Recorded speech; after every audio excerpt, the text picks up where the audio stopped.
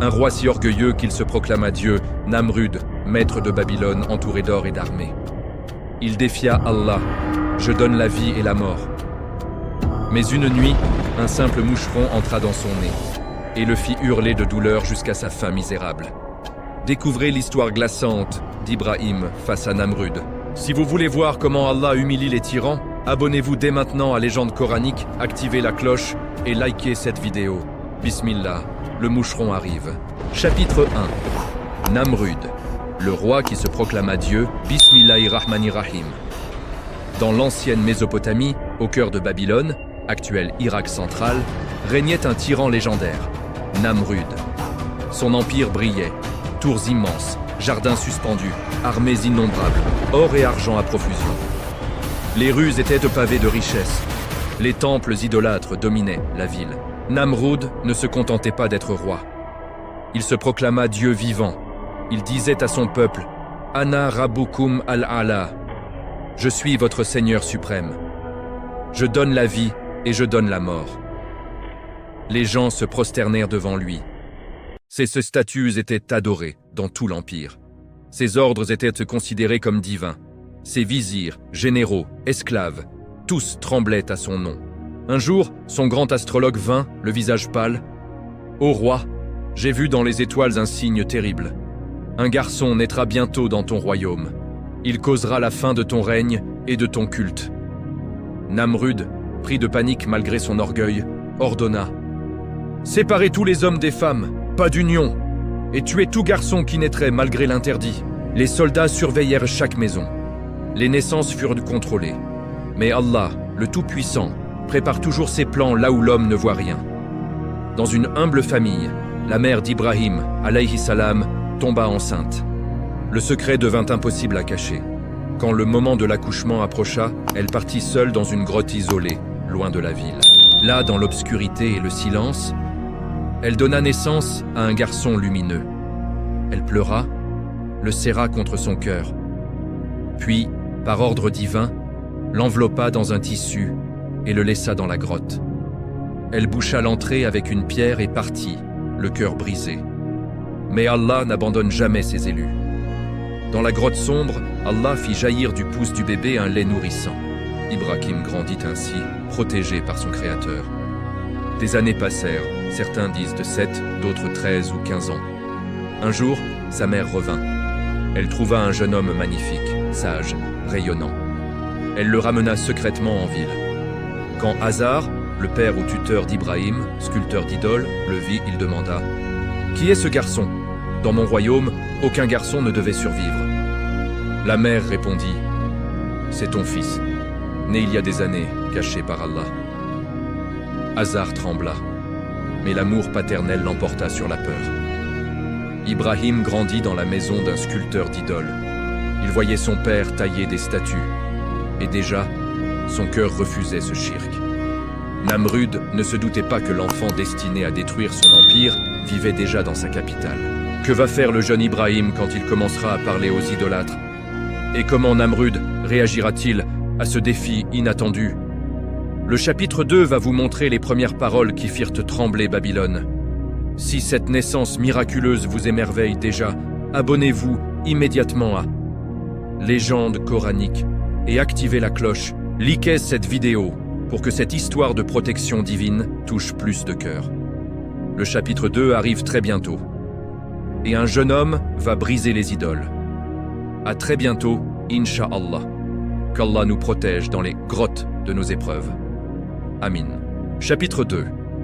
Le jeune Ibrahim, les premières questions qui firent trembler Babylone.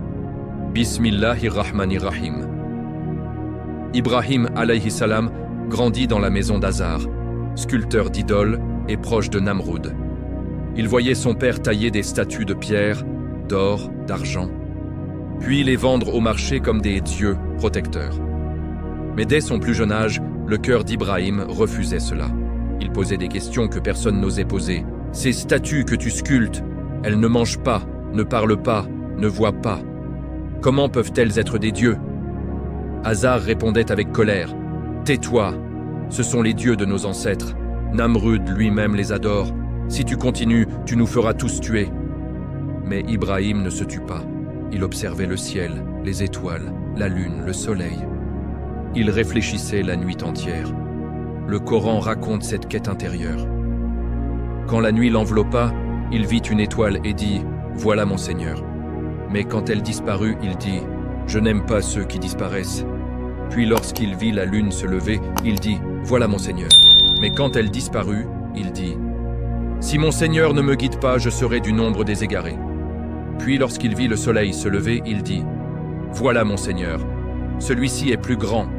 Mais quand il disparut, il dit « Ô mon peuple, je désavoue ce que vous associez à Allah.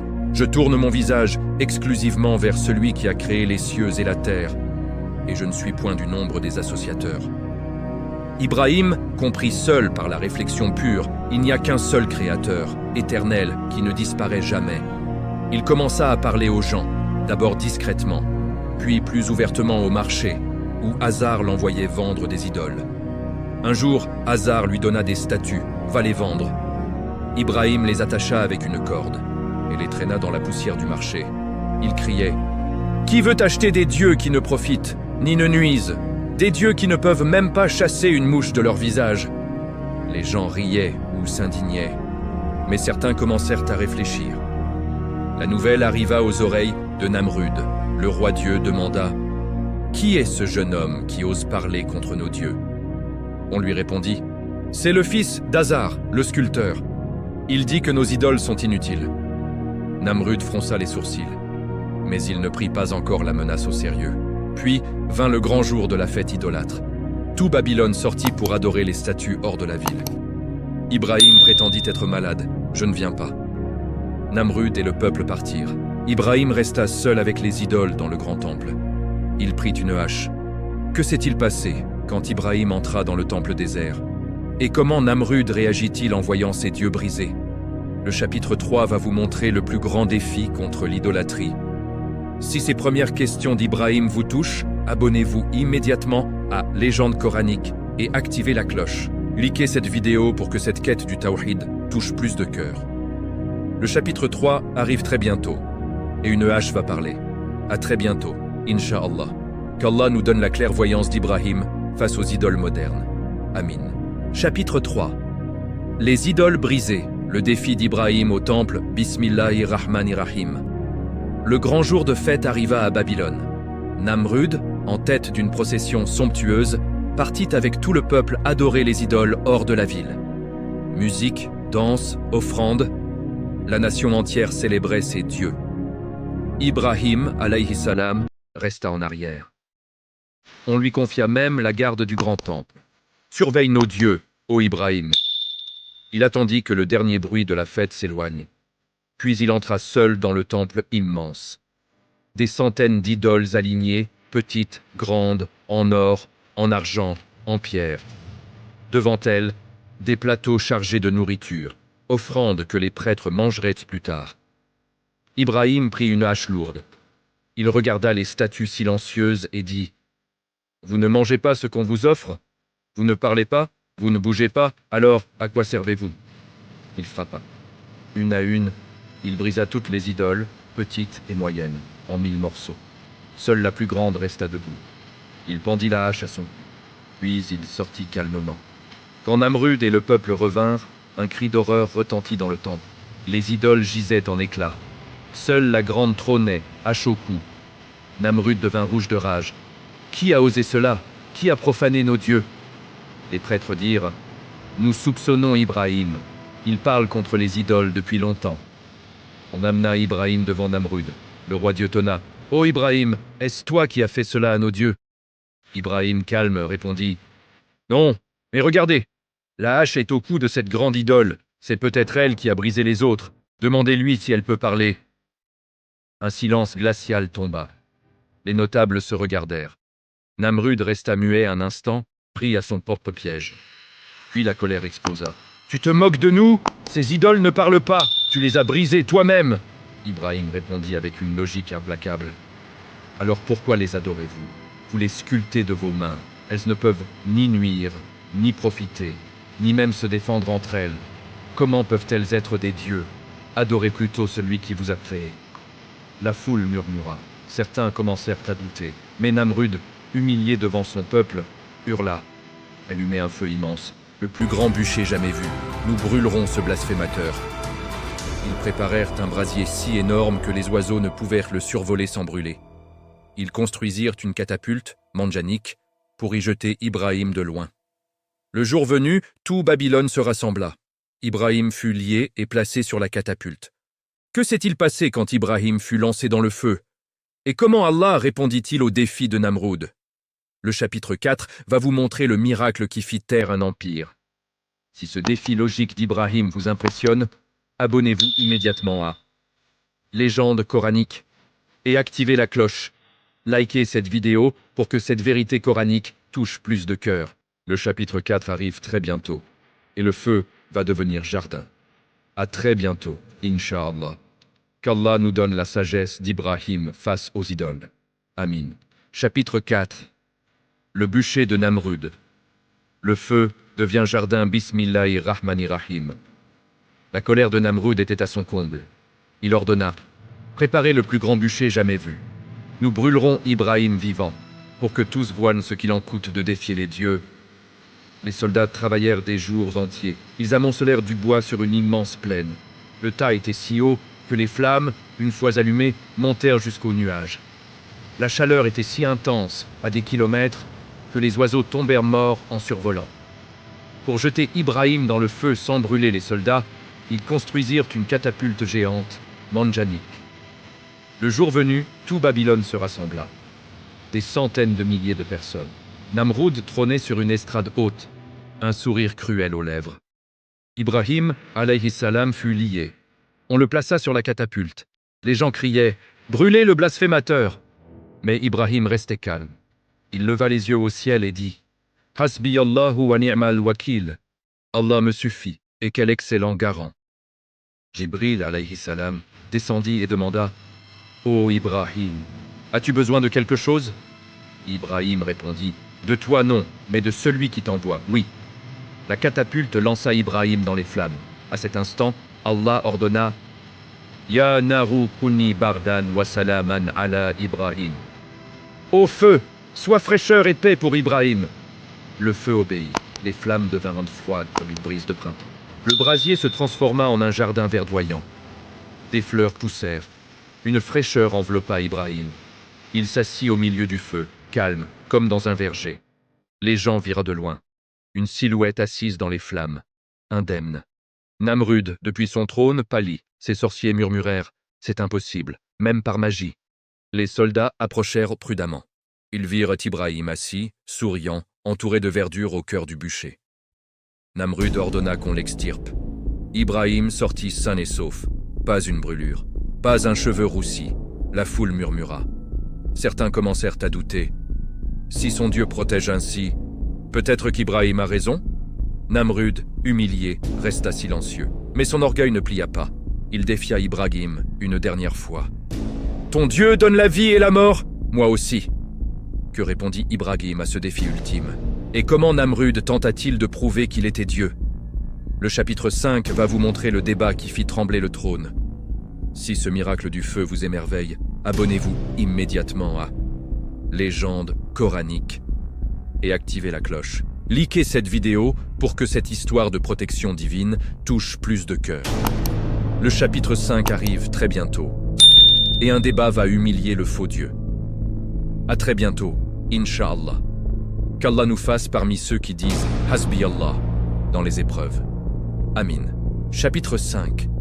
Le débat ultime. Je donne la vie et la mort. Bismillahir-Rahmanir-Rahim. Après le miracle du feu qui devint jardin, Namrud fut humilié devant son peuple. Les murmures grandirent. Le Dieu d'Ibrahim est plus puissant que nos idoles. Mais Namrud, aveuglé par l'orgueil, refusa de plier. Il convoqua Ibrahim au palais pour un débat public. Tout Babylone se rassembla. Les notables, les sorciers, les soldats. Tous voulurent voir le roi Dieu triompher. Namrud, assis sur son trône d'or, demanda « Ô Ibrahim, qui est ton Seigneur que tu préfères à moi ?» Ibrahim répondit « Mon Seigneur est celui qui donne la vie et qui donne la mort. » Namrud sourit avec arrogance. « Moi aussi je donne la vie et je donne la mort. » Il fit un signe. 2 prisonniers condamnés furent amenés.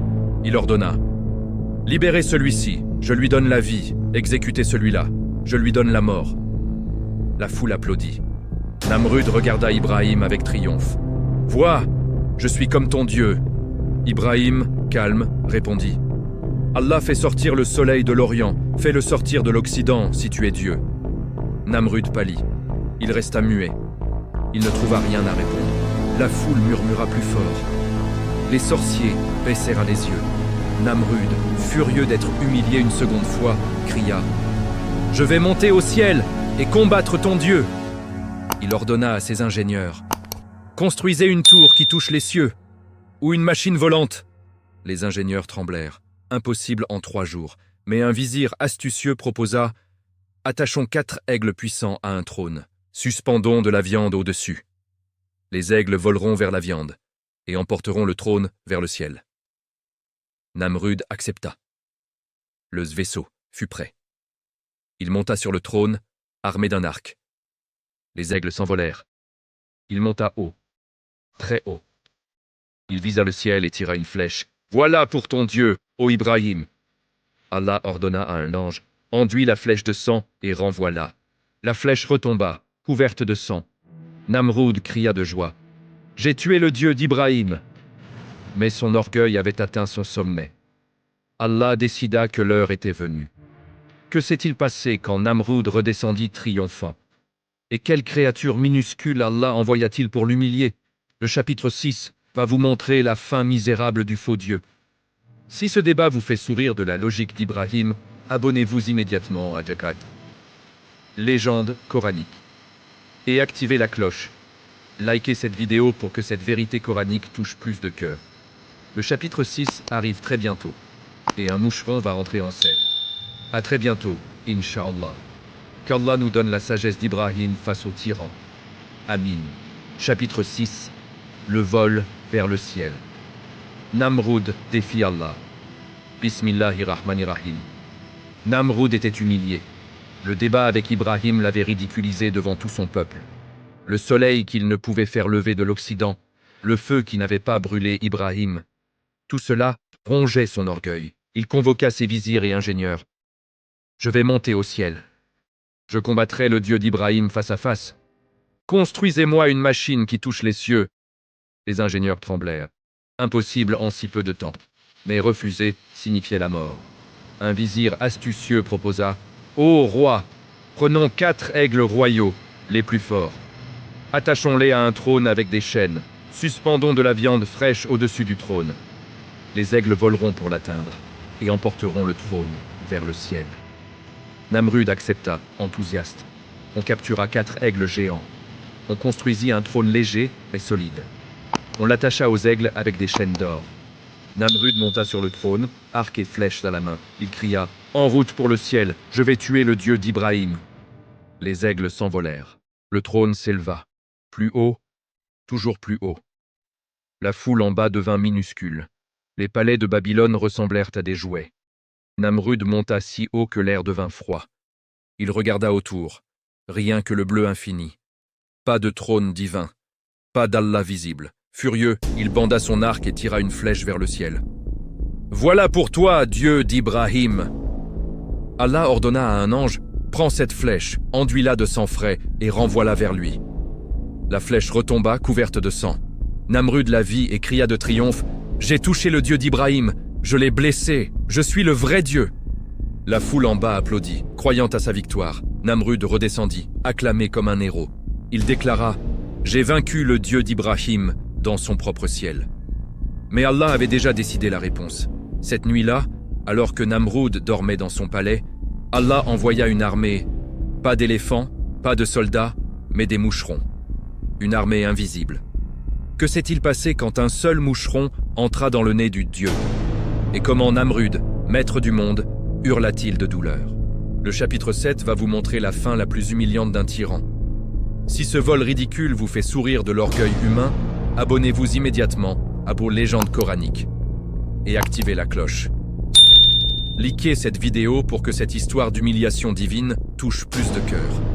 Le chapitre 7 arrive très bientôt et un moucheron va faire hurler un empire. À très bientôt, Inch'Allah. Qu'Allah nous protège de l'orgueil qui monte au ciel. Amin. Chapitre 7. L'armée des moucherons. La fin misérable de Namroud, Bismillahirrahmanirrahim. Namroud redescendit de son vol céleste, acclamé par la foule crédule. Il criait « J'ai blessé le Dieu d'Ibrahim, regardez la flèche couverte de sang, je suis le vrai maître des cieux. » Les fêtes durèrent des jours, les statues de Namrud furent élevées plus haut, les gens se prosternaient plus bas. L'orgueil atteignit son paroxysme. Mais Allah, le Très-Haut, avait décidé la réponse. Il n'envoya ni armée, ni éclair, ni tremblement. Il envoya une armée de moucherons, minuscules, invisibles presque, mais irrésistibles. Une nuit, alors que Namrud dormait dans son palais somptueux, un seul moucheron, par l'ordre d'Allah, entra dans sa narine. Il remonta jusqu'à son cerveau. Namrud se réveilla en hurlant. Une douleur insupportable lui vrillait la tête, comme si un marteau frappait de l'intérieur. Il se roula par terre. « Aidez-moi! Quelque chose me dévore le cerveau !» Les médecins accoururent, les sorciers, les prêtres, rien n'y fit. Le moucheron ou l'armée qui suivit ne s'arrêta jamais. Jour et nuit, il bourdonnait, piquait, torturait. Namrud, le dieu invincible, devint fou de douleur. Il criait dans les couloirs « Frappez ma tête, plus fort, écrasez ce qui est dedans !» On le frappait avec des bâtons. Un instant de soulagement, puis la douleur revenait, plus forte. Il courait nu dans le palais. Il se cognait contre les murs. Il suppliait « Tuez-moi! Je ne suis plus Dieu! Aidez-moi !» Les années passèrent ainsi. Le roi qui se proclamait éternel devint un spectacle de misère. Son corps maigrit. Ses yeux s'enfoncèrent. Sa voix devint un gémissement. Un jour, dans une crise ultime, il se frappa la tête contre une colonne et tomba raide mort. Son empire apprit la nouvelle. Namrud, le dieu, était mort, tué par un moucheron. Allah dit dans le Coran « Ô homme, une parabole vous est proposée, écoutez-la. Ceux que vous invoquez en dehors d'Allah ne sauraient même pas créer une mouche, fût-ce en s'unissant pour cela. Et si une mouche les dépouillait de quelque chose, ils ne pourraient le lui reprendre. Le solliciteur et le sollicité sont également faibles. Namrud défia Allah, et un moucheron suffit à l'humilier pour l'éternité. Mais l'histoire d'Ibrahim ne s'arrête pas là. Après la mort de Namrud, il partit vers de nouvelles terres. Où Ibrahim émigra-t-il après Babylone, et comment devint-il le père des prophètes? Le chapitre 8 va vous emmener en Palestine et à la Mecque. Si cette fin par un moucheron vous fait sourire de la justice divine, abonnez-vous immédiatement à Légende coranique et activez la cloche. Likez cette vidéo pour que cette humiliation de l'orgueil touche plus de cœurs. Le chapitre 8 arrive très bientôt et un nouveau voyage commence. À très bientôt, Inch'Allah. Qu'Allah nous envoie un moucheron avant que notre orgueil ne grandisse trop. Amin. Chapitre 8. L'émigration d'Ibrahim vers la terre promise. Bismillahirrahmanirrahim. Namrud était mort, humilié par un moucheron. Son empire tremblait. Les gens murmuraient « Le Dieu d'Ibrahim est le vrai ». Mais l'idolâtrie restait forte. Les statues de Namrud remplaçaient celles d'avant. Ibrahim, alayhi salam, comprit qu'il ne pouvait plus rester. Allah lui ordonna « Sors de ton peuple, émigre vers la terre que je te montrerai ». Ibrahim partit avec son épouse Sarah, alayha salam, et son neveu Lut, alayhi salam. Ils quittèrent Babylone, l'Irak ancien, et marchèrent vers l'ouest. Premier arrêt, Haran, actuelle Turquie sud-est. Là, Hazar, son père ou tuteur, les rejoignit plus tard et se convertit au Tawhid avant sa mort. Puis ils continuèrent vers le sud, la terre de Canaan, l'actuelle Palestine. Allah dit « À Ibrahim et Lut, nous donnâmes la terre bénie. Ils s'installèrent près de Hébron, Al-Khalil. Ibrahim y vécut de longues années. Il creusa des puits, éleva des troupeaux et appela les gens au Tawhid. Une famine frappa la région. Ibrahim émigra temporairement en Égypte. Le pharaon de l'époque, impressionné par la beauté de Sarah, voulut la prendre. Mais Allah protégea Sarah miraculeusement. Le pharaon, terrifié, leur offrit des cadeaux, dont Hajar, une servante égyptienne. De retour en Palestine, Hajar donna naissance à Ismaïl, alayhi salam. Sarah, plus tard, donna miraculeusement naissance à Ishaq, alayhi salam. Allah ordonna à Ibrahim de conduire Hajar et Ismaïl dans une vallée désertique, la Mecque. Là, le miracle de Zamzam jaillit. Ibrahim et Ismaïl reconstruisirent la Kaaba, première maison d'adoration d'Allah sur terre. Ibrahim devint le père de 2 grandes lignées, par Ismaïl, les Arabes, et Muhammad, par Ishaq, les Bani Israël et de nombreux prophètes. Il vécut 175 ans. Sa tombe, à Hébron, Al-Khalil, Palestine, dans la mosquée qui porte son nom, lieu sacré pour musulmans, juifs et chrétiens. Namrud défia Allah avec des armées et des tours. Ibrahim répondit avec la foi, l'émigration et la soumission. Son histoire nous enseigne, quand l'orgueil règne, émigre vers Allah. Quand le monde idolâtre, construit la maison du Tawhid. Mais une autre confrontation allait bientôt avoir lieu, avec un roi encore plus célèbre pour son orgueil. Qui fut le prochain tyran à défier un prophète? Et dans quelle terre le Nil devint-il sang? Le chapitre 9 va vous emmener en Égypte, avec Musa et Pharaon. Si l'émigration d'Ibrahim vous inspire, abonnez-vous immédiatement à la légende coranique et activez la cloche. Likez cette vidéo pour que cette histoire de Hijra touche plus de cœurs. Le chapitre 9 arrive très bientôt. Et un nouveau défi divin commence. À très bientôt, Inch'Allah. Qu'Allah nous fasse émigrer de l'orgueil vers l'humilité. Amin. Chapitre 9. Les leçons éternelles de Namrud. Un avertissement pour tous les temps. Bismillahirrahmanirrahim. Namrud est mort. Le dieu autoproclamé, maître des tours et des armées, a hurlé des années, suppliant qu'on frappe sa tête, jusqu'à ce qu'un moucheron achève son orgueil. Son empire s'effondra rapidement après lui. Babylone, autrefois brillante, devint ruine. Ses statues furent oubliées. Son nom ne resta que comme synonyme d'arrogance. Le Coran ne raconte pas cette histoire pour le passé. Il la raconte pour nous. Quelle leçon Allah nous donne-t-il à travers Namrud? Première leçon. L'orgueil qui défie Allah finit toujours humilié. Namrud se proclama Rabbukum al-A'la. Il monta au ciel pour combattre Allah. Il fut ramené à terre par un moucheron. Aujourd'hui, quand un homme, une entreprise, une nation s'élève en disant « Nous sommes invincibles », rappelons-nous, un moucheron suffit à tout faire tomber. Deuxième leçon, la vraie puissance n'est pas dans les armées ou les tours. Namrud avait tout, or, soldats, ingénieurs, sorciers. Ibrahim n'avait que sa foi et sa logique. Et c'est Ibrahim qui triompha. La vraie force est dans le Tawhid. Troisième leçon, Allah choisit souvent le plus petit pour humilier le plus grand. Un feu immense, rafraîchi par un ordre. Un vol vers le ciel, vaincu par une flèche truquée. Un empire, détruit par un moucheron. Allah montre, rien n'est trop petit pour sa volonté. Quatrième leçon. Le débat avec l'orgueil est inutile, seul Allah répond. Ibrahim argumenta avec logique. Namrud répondit avec force. Mais c'est Allah qui eut le dernier mot, sans un mot. Dernière leçon, l'histoire se répète pour ceux qui n'apprennent pas. Namrud, Pharaon, Ad, Tamud, tous dirent « Je suis le plus grand ». Tous finirent dans la poussière. Aujourd'hui, quand nous voyons l'orgueil moderne, richesse, pouvoir, technologie, souvenons-nous, le moucheron attend. Le Coran dit « N, as-tu pas vu comment ton Seigneur a agi avec les gens de El, éléphant? N'a-t-il pas rendu leur ruse vaine? » Et avant eux, Namrud. Merci du fond du cœur de m'avoir accompagné dans cette série sur légende coranique. Si l'histoire de Namrud et Ibrahim vous a fait réfléchir à votre propre orgueil, notre mission est accomplie.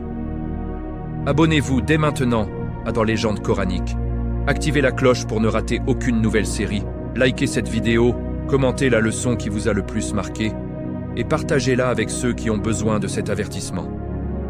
Qu'Allah nous protège de devenir comme Namrud, nous fasse humbles comme Ibrahim et nous réunisse au paradis avec Khalilullah. À très bientôt pour une nouvelle légende coranique. Wallahu a'lam. Qu'Allah envoie un moucheron à notre orgueil avant qu'il ne grandisse trop. Amin. Chapitre 10. Les leçons éternelles de Namrud, un miroir pour notre temps. Bismillahirrahmanirrahim.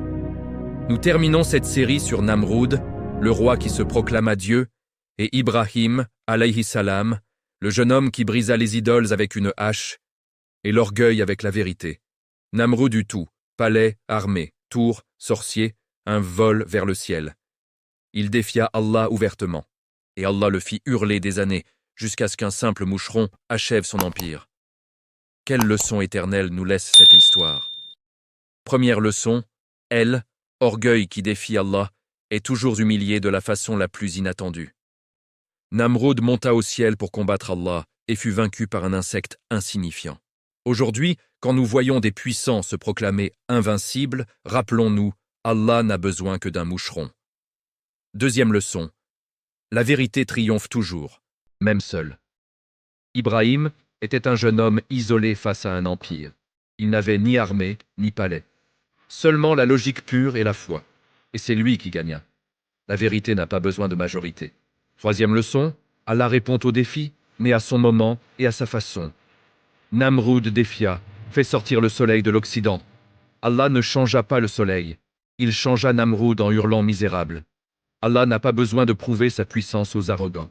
Il la montre quand il veut. Quatrième leçon. Les petits signes sont souvent les plus grands. Un feu immense, rafraîchi par un ordre. Une flèche vers le ciel, renvoyée avec du sang truqué. Un empire, détruit par un moucheron. Allah montre que rien n'est trop petit pour accomplir sa volonté. Dernière leçon. L'histoire se répète pour ceux qui n'apprennent pas. Namrud, Pharaon, Ad, Thamud, les gens de Saba, tous dirent « Nous sommes les plus grands ». Tous finirent dans la poussière. Aujourd'hui, quand l'orgueil moderne monte, richesse, pouvoir, technologie, le moucheron attend toujours. Le Coran ne raconte pas Namrud pour l'amuser. Il le raconte pour nous avertir. N'as-tu pas vu celui qui disputa avec Ibrahim au sujet de son Seigneur, parce qu'Allah lui avait donné le royaume? Merci infiniment de m'avoir accompagné dans cette série sur aux légendes coraniques. Si l'histoire de Namrud et Ibrahim vous a fait réfléchir à votre propre orgueil, à la fragilité du pouvoir, à la force de la vérité, notre mission est accomplie. Abonnez-vous dès maintenant à Légendes coraniques. Activez la cloche pour ne rater aucune nouvelle série. Likez cette vidéo, commentez Subhanallah ou la leçon qui vous a le plus marqué et partagez-la avec ceux qui ont besoin de cet avertissement. Qu'Allah nous protège de l'orgueil de Namrud, nous donne la foi et la sagesse d'Ibrahim et nous fasse mourir en disant Hasbi Allahu wa ni'mal wakil. À très bientôt pour une nouvelle légende coranique. Wallahu a'lam. Que Allah envoie un moucheron à notre nafs avant qu'il ne devienne un Namrud. Amin.